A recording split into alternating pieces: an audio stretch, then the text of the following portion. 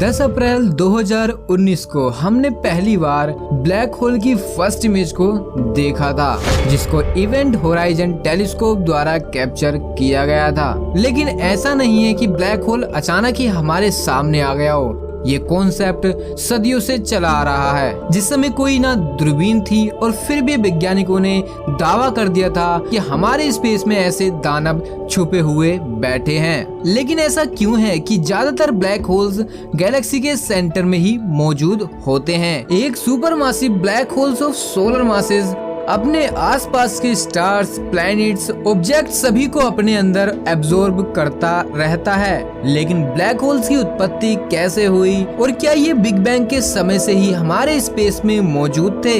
लेकिन हम black holes के बारे में बहुत कुछ नहीं जानते और हमारी गैलेक्सी में लगभग 100 मिलियन ब्लैक होल्स स्टार्स के बीच में ऐसे ही घूम रहे हैं। लेकिन अभी तक हम एक आइसोलेटेड ब्लैक होल की पहचान नहीं कर पाए हैं मिल्की वे गैलेक्सी में। और मेसियर 87 गैलेक्सी के केंद्र में ब्लैक होल की एक नई रीमास्टर्ड इमेज को रिवील किया है, जो कि ग्रेविटेशनल इन्फ्लुएंस के कारण चारों ओर फैले हुए फोटोन की मदद से की जा सकी है। तो आज की इस वीडियो में जानेंगे मेसियर 87 ब्लैक होल्स कैसे बना और आखिर ब्लैक होल्स कैसे काम कर रहे हैं, या ये ब्लैक होल्स बिग बैंग से पहले के हैं। तो वीडियो को लास्ट तक जरूर देखें और वीडियो को लाइक करना ना भूलें।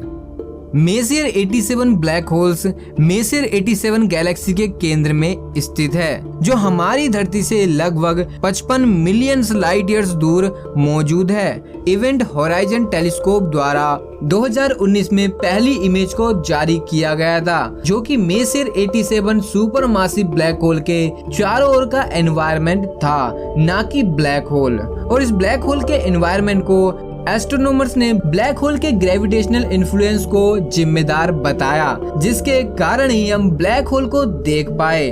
शोधकर्ताओं ने मेसियर 87 ब्लैक होल में टेलीस्कोप के ऑब्जर्वेशन में ग्लोइंग गोल्डन रिंग को अलग करने के लिए इवेंट होराइजन टेलीस्कोप में एक न्यू टाइप ऑफ एल्गोरिथम का यूज किया गया, जिस रिंग का द्रव्यमान 6.5 बिलियन तक हो सकता है। एस्ट्रोनॉमर्स इस टेक्निक की मदद से ही ब्लैक होल ब्लास्ट द्वारा छोड़े जा रही एस्ट्रोफिजिकल जेट के फुटप्रिंट्स को खोजने में भी काफी सक्षम होंगे।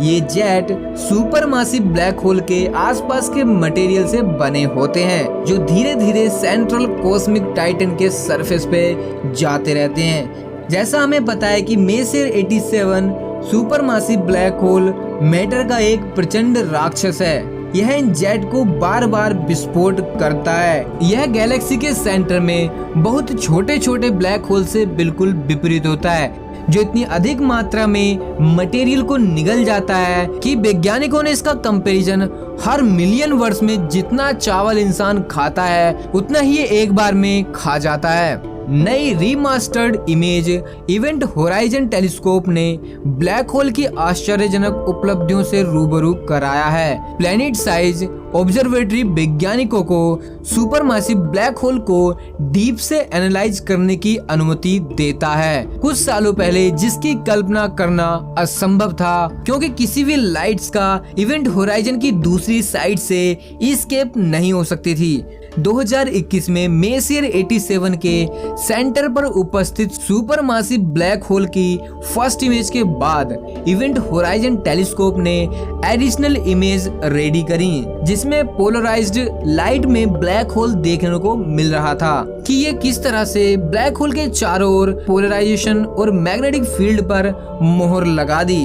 इन कॉस्मिक टाइटन के विस्तार पर इवेंट होराइजन टेलीस्कोप ने अपनी नजर बनाए रखी है, जो न्यू फोटोन रिंग पर वर्क कर रहा है। न्यू स्टडी के अनुसार वैज्ञानिकों ने यूनिवर्स के रेट ऑफ एक्सपेंशन को मापने के लिए ब्लैक होल के टकराव का उपयोग करना एक सटीक तरीका माना है, और इस तरह से डार्क एनर्जी के आसपास की कुछ मिस्ट्री को सोल्व कर पाएंगे। और ये मिस्टीरियस फोर्स जो यूनिवर्स के एक्सपेंशन को तेज कर रहा है, आखिर कहां से आ रहा है? शायद हम इस तकनीक से उसको भी जान पाएंगे। जबकि इन ब्लैक होल्स में टक्कर होती है तो उसके कारण स्पेस टाइम में वेव जनरेट होती हैं, जिन्हें हम ग्रेविटेशनल वेव कहते हैं। और हमारी न्यू टेक्नोलॉजी इन सभी वेव सिग्नल्स में होने वाले चेंजेस को मेजर करती है। और ऐसा तब हो पाएगा जब हम यूनिवर्स के एक्सपेंशन को समझ पाएंगे। 1990 में एस्ट्रोनॉमर्स ने डिक्लेयर किया कि यूनिवर्स का एक्सपेंशन बहुत ही तेजी से हो रहा है और उन्होंने एक्सपेंशन की स्पीड को हबल कांस्टेंट का नाम दिया। लेकिन जब वैज्ञानिकों ने यूनिवर्स और करंट थ्योरी के ऑब्जर्वेशन के आधार पर हबल कांस्टेंट को कैलकुलेट किया तो वैज्ञानिकों ने इस प्रेशराइज्ड यूनिवर्स से रिलेटेड चिंताओं को सुलझाने में हमें यूनिवर्स में अधिक विस्तार करना होगा कि यूनिवर्स कैसे विकसित हुआ और अपने प्रारंभिक वर्षों में ये कैसा था।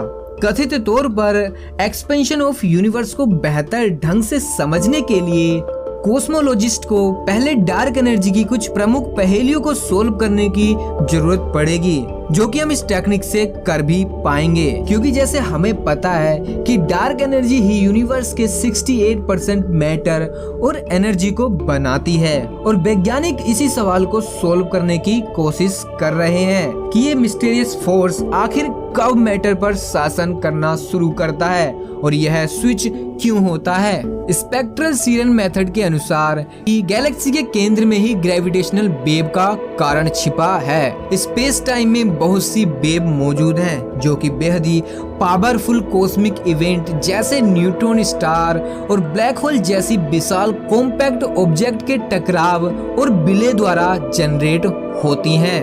धरती पर उपस्थित लीगो यानी कि laser interferometer, gravitational wave observatory और Italian observatory Virgo and Japan KAGRA यानी कामियो का ग्रेविटेशनल वेव डिटेक्टर, इन सभी ग्रेविटेशनल वेव सिग्नल्स को मेजर करने के लिए हमेशा तैयार रहते हैं। सितंबर 2015 में ग्रेविटेशनल वेव को पहली बार खोजने के बाद लीगो और उसके सहयोगी इंस्ट्रूमेंट ने लगभग 100 बिलियन दूर के विलय से डेटा को एकत्रित किया। हर एक नई खोज वैज्ञानिकों को विलय में शामिल ब्लैक होल के आकार का संकेत देती हैं। फॉर एग्जाम्पल पहली बार ग्रेविटेशनल वेव का पता लगाया जिसमें कि दो ब्लैक होल्स आपस में टकराए थे जिसके कारण वो वेव जनरेट हुई थी। जिन ब्लैक होल का द्रव्यमान हमारे सूर्य के द्रव्यमान से 20 गुना अधिक था। जैसे हमें पता है कि ये ग्रेविटेशनल वेव पृथ्वी तक पहुंचने में बहुत दूरी तय करती हैं और लंबे समय तक स्पेस में रहती हैं और इसीलिए यूनिवर्स के एक्सपेंशन के कारण इन वेव की प्रॉपर्टीज में भी काफी चेंजेस आ जाते हैं। वैज्ञानिकों के अनुसार अगर हम किसी ब्लैक होल को यूनिवर्स से पहले रखते हैं तो ब्लैक होल से इमिट्स होने वाली ग्रेविटेशनल वेव में काफी चेंजेस आ जाएंगे और हमें ये ब्लैक होल्स एक्चुअली साइज से बहुत बड़े दिखाई देंगे। जैसे हमें पता है कि ग्रेविटेशनल वेव भी लाइट की तरह ही अपने स्रोत से पृथ्वी तक आने में काफी समय लेती है, इसलिए अधिक दूर ब्लैक होल से आने वाली वेव भी स्पेस में होने वाले चेंजेस के कारण अपने आप में काफी चेंजेस कर लेती हैं या जबरदस्ती करवा दिए जाते हैं, लेकिन जिनके बारे में हमें कोई जानकारी नहीं है। लेकिन अब आने वाले समय में शायद हम ब्लैक होल्स को और भी करीबी से जान पाएंगे JWST की मदद से।